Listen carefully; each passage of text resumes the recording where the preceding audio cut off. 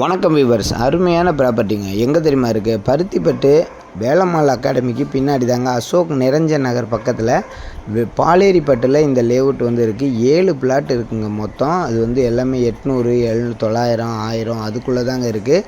சின்ன சின்ன பிளாட்டாக போட்டிருக்காங்க. சிஎம்டி அப்ரூவ்டு, செம்ம ஹை கிளாஸ் ஏரியா. டிஆர் அப்பார்ட்மெண்ட்டுக்கு பக்கத்தில்.